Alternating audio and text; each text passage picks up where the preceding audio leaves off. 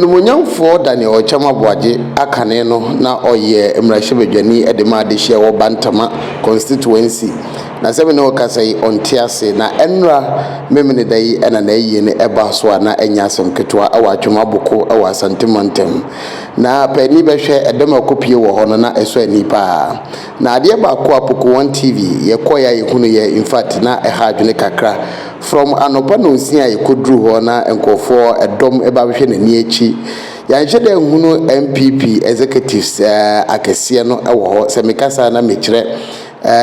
national executives ya nheda ehu omo ya hu flag bearer of the MPP ono ankasa SIA vice president ewo ho ya nsa hu president himself enso ewo ho eni etitira kese pi omo MPP amunyokum no ya nheda mfe ya ni ehu omo Poku 1 TV ye wo ho kopem se asofo no eye akwankodwa som edema no ewieye ani ye hwe edum se anka anya hwe kura no anka wona mebubu omudin etitire ni anintina wo MPP party dim no anka obeba be piem wase na so obi nim de esi ye o ma me piem anopa no na so no se be mpredua sa omo a enenim de nti a amoma me piem wo hwe emfoni ya edaso ya honorable Daniel Okyem Aboagye ne yire ena etwa ajajo ewo a enya semketo ne ne ma ena di ekira mu nyina otum se awreho ne yaudi a omuwom no enya semketo akora Poku 1 TV edikan ed videos ni bia ba be so mo nti unhu ya na wakwa akɔhwe na watie sound ene ne ma hodo wo mu nyina na aboa mo hu se ne ayi no ho hye no se ne esi ekoye na no kwasem ne se honorable Daniel Okyem Aboagye omo ensie na nopa anase awia se ne ya ne yenim se obi wu a ye akwankwagya so ma ne wi a acha bese nondu ne yema amunu so akwakosie ne wamusie no ya nhye de ehu ne sa awo honorable Daniel Okyem Aboagye eye yase enti etwetwe yaso ema Poku 1 TV ye bo anan ebusa mpanifo na omunkyere mu nyina ne se honorable Daniel Okyem Aboagye oyodehye na odehye so de 77 mpredua sa yensie ne se de yesie obi bia na omode ne de ayaye twen so ema anadwo konkon anasa adesa tum ansa anyamamu nso akwakosie enti abusua no ema ye ya wa se anadwo be se nondum yenu anasa donkro na honorable Okyem Aboagye na mu no be maso no akwakosie na we enye de dikan kra honorable Okyem Aboagye ne wofa bi edikan wi sa na omo ye no mkosie na anadwo konkon eno nti ono so wu na oye de hye dia o se ekosie na anadwo konkon na eboa ema hyehyɛ ya wo no etimi eye kama abusuafo Poku 1 TV ene empanifo no mu bi atwetwe nkomo ama sene omusi ehunu ayie no ene sene omunim honorable Daniel Okyem Aboagye no omode ensam ahodo atudwa yenkonkotie sede omusika omunsam aye Frmr ebeleza yenkan bo din adodo na ni me papa ibe me so am constituency na me wo me kasa me so me MPP ni ba mapa na me contest MPP youth organizer also am constituency me nya de enso once osoro no de bia osoro nti ye nya ya ba se ye beboa na ye ne abusuasu ni ye jam honorable ni yakora na chikwa kwakwa mo ba be fa sant Ghana akonwa tra so se mampani MPP no ma bebre na ekoso afei ewuo bi koso a wodwene ho a wonti ase meburu ni bu abugyen usu se den na ma yenum basa twese no kwa ka se owuo da o bia na me de me hu ni se obia be frim na nsem ni bi won so a yetimi fa atesem nya asem na emom se de yetiti ni bi no se no kwa dia na ewo se enipa bi hweye because yesi obia no obeche bo asase ye ne dodo ho asase so na emre na so na obade no etu ne safre na ye kwa na ye kwa ye kono kwan paso a enumom na ye na se minyini se obi be na aju so obeyi nu afi o mo wi ase ehu de but me de me timi kan si tu dua se de etete wa bonten no but nipa nso timi ba se de etete no so de a ne e be se omo ye san so omo ya hweye because omo nchire bo wa sasis say now to far ye nu ewu ho honorable won de me na ma shock aka because me na me wo me colleague bi am no wa adwuma mu wedding ase nti me wura so dem na me so me data na me say that's honorable Frmr. In fact me so me ben Bantama MPP for ni biti me friend na say yes say ade be chairman na Frmr no kwa say o drop obi o confirm not run about eti say o nyankopon na nim de ye ono na atu nsa fra honorable aha se baburu bi wu say ya now ya babuna na wo manyo kuomu a o pri di bire no e ba sa se na ho ye won de na adwene fa oh aya na eye me ya e ni pay de eye me ya say ye nya abrabo ye pim ko ye nim honorable nya say 50 years ye so afi na ye right 30s ma ye ja ye amanyo se ye be pese ba bi a wadu ni be duro na say u be duru ba bi na ogusu a wo ye amanyo se na o pese afi na okoso na owo bi sa abam ni sa de ya na ye ya eti ye so yetimi kwasi nyame onyankopon nenim da obi a be Frmr eti ya ne de ye de be o mi say ewo ne de o ma ebi ba but yes yesu kreja him o say yenso ye to aso na ye pursue your political ambition I we ni so ti we maburu anobobo afo a nka wo pa wa anyan na we e ba say no we ma hyew wo mabu say no ene ye mekra bi a mekoma ni asede to Daniel Okyem isa le betumi ntini ye mententram ba bi ana oh me de me yam hye me for ni wuo no ba say me yam hye me say me ntwi mu mfiri amanyasom ho ana say policy mu de me nyi ni sa because there be say fa akoma panant onam na wa adwum fan a nsuro de otamfo ne be ye hia say odi akoma pa e de be ya amanyosem na ode sa akoma pa no eye wa amanyosem a bibia be koso wa no ama wo ntimi de momi mi sa we senia o si hunu no masikoi ebeboa ama obi opesword ni huru amanyosem edu be fi say tumi na ye pe tumi nu no betia se nipa nda ya wan sori obetia se atuyi eyade ba akopɛ se ebasa ebeboa ama nchirima na eba no efa politicals ni bewrem ana ebe yi ho afrim mom de ha adwen kakra because edi hu be hye mabu no bi mu in fact esise no a na obi a Canada obo se wo awo mu no na obusuani bi a na se wo yonko bi aba onchen se ya mo na mo politics mo nya careful na de ka koi ba yen so den ka ba se som amanyo sem ye osom o tu hu ache ya som man even though say o ba o amanyo ko bitim ye se amanyo ko na wo aban nti e den o ba ya amanyo som de o be ba o amanyo ko bitim but nka politics ye se ka mami nka nti minima ko nti ya o se minua mi koyi minua furu ana mi bo minua ho po boni dabi minini say ye ne say be boa but me dey me share emaburu no be so me amanyo semni nyina nkran say mo ma ba mu omo fa awrade ye wi ase odi akoma pa na ntia bibia oyi bia yi ehu bia ni ho afọ owo ne de say dem kan owo da omo ye nyina o mre so abeko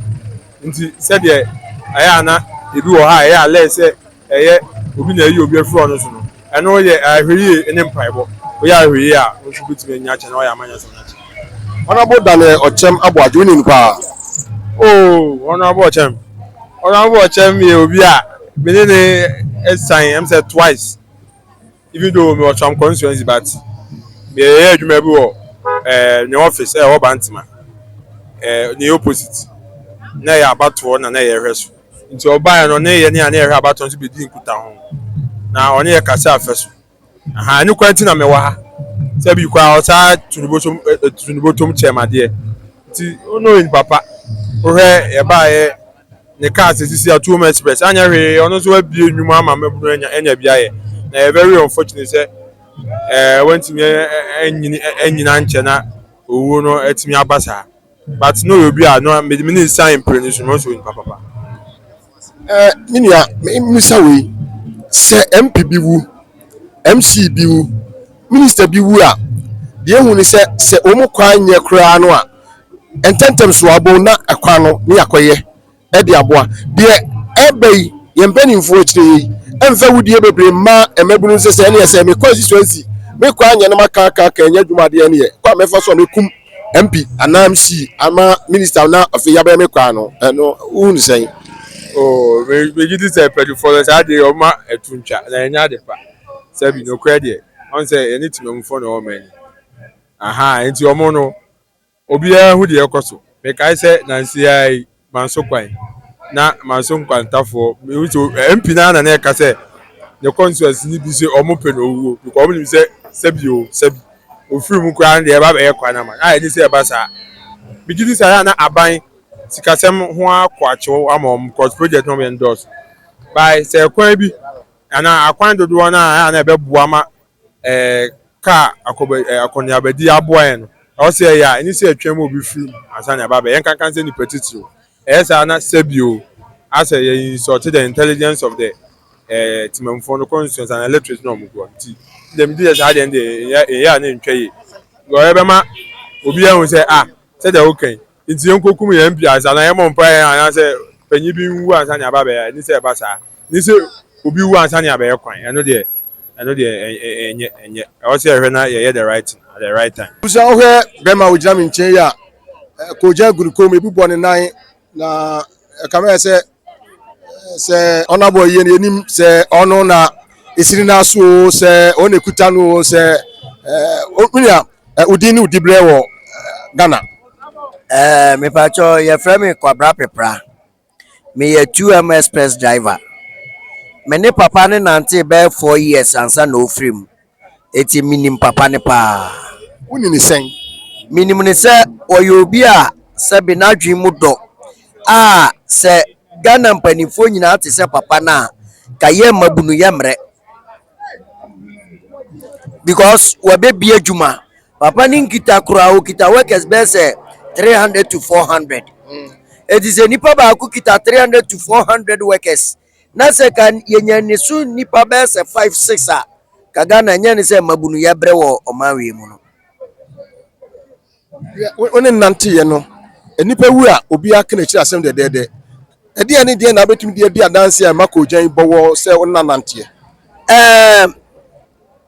Okyem na manyinse no but me ye na dwuma eti no afa me se ne bra pani ti bibia o Frmr o pepra bra na ye nhwewe pepra driver we say wo ye nipa wo ye justice ana mi hu se Ghana no se wo ye justice na wo ye straighter ye mpe wasem ye se wo timu odin because transport adwuma no mi hu se wa ma wo timu anye din a wo adwuma ne begu because Ghana empanimfo de osabai ese ye hwe osa ye hu omo di nyuma bebre ba even metro mass class say kwase ye adwuma no no obeko because of driving on aka na park isi o ono nso no on person obeye ni senti no obeye straight but ye in Ghana drivers no ye say oh papa no we straight do and then too modern but wanye sa so aka na adwuma no ka agu yeah yo minia bra wa free mu unia no driver for no mu ka hye no e mu sa we ansa hye no be sen sesie no ye hye no ye wo mu mienu ye wo white and ye wo ash na ye papa ne de start ye ash no me mfamani mfamukura ye wo be say 30 to 40 ana white no as I say agi din e wo kwan so a obi asori a 2M express me ko fu 2M express because of Okyem ade ba ko me ka fa no say oyonipa o training the drivers o training anti ye wo experience na say wo hwe driver bi a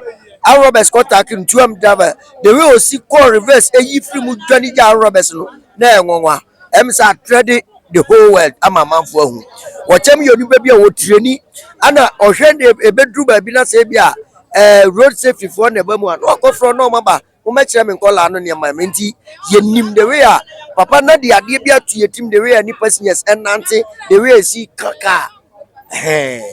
ese kama se wonya dwapade bi afiri papa ne nche wa bra wa free mu manya dwapade kese pa afiri papa wo ne nche but na kekese na me expect because papa ni onipa bi a wo ye onipa bi a se ukita 1 cd na bi a wo dwen se 1 cd no fa anya hwe no obetumi aye adwuma wo 1 cd no a enu be se 2 days no anya be se 100 Ghana e was 1 cd no eti wo ye nipa bi a sebe yes, a yummy yes, papa na would nim diano echo. Yes, because na me treat trotro waka me treat taxi. Man to me and see me but to na yɛse adwuma no nasi kasɛm nyɛ asunyame adom ɛsɛ mama me yere ne me ma ɔmo te baabi because of 2M express da ɛne papa no adwene a wɔde ma sɛ ɔma wadwene no na wofa deɛ a ɛbɛsi wo yie ya wokɔ vip koraa na ka sɛ wohwɛ zakios ɛbɛkɛ sɛ wɔ 2M express neopran zakios baako pɛ meba we de ma me mfa we ntwam bra opani ya free mu no wagya ehye na gu akyire no ɛdeɛ na mo adrabafoɔ no betuma yɛ de aboa sɛ deɛ ekuo no betuma gyina deɛ yɛbɛtumi ayɛ aboa ma ekuo no gyina sɛ yɛ mpanimfoɔ no ɛbɛsi a na ɔmo hwɛ yɛ drivers no yie ɛfiri sɛ mpanimfoɔ ka asɛm bi ɔpani ɔmo bu bɛbi ɔmo sɛ sɛ wokyere wo yere ɛkɔm a na wokyerɛ no adwamammɔ ɛbɛyɛ amabu yi yɛ mpanimfoɔ no bɛte aseɛ ɔno de bɛkɔ adwendwen mu pakyɛ ɔtem aseɛ because drivers nye pass wɔ yɛ ade ma wogye pass a yɛyi wadi pakyɛ ɔtem aseɛ but nneɛma bi nso ma ebi a drivers ni bi bɔ korɔ no because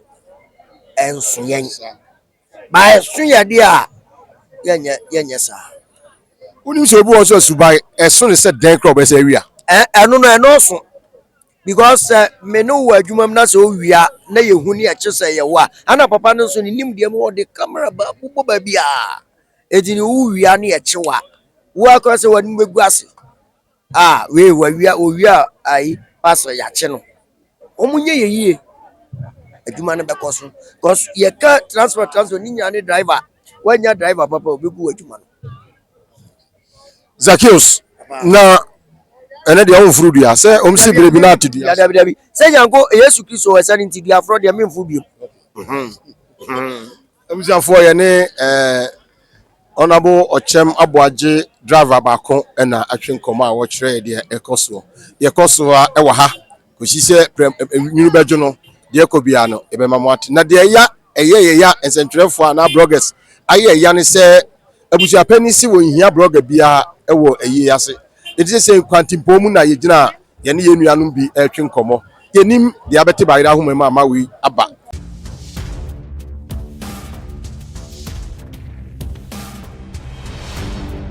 Poku TV.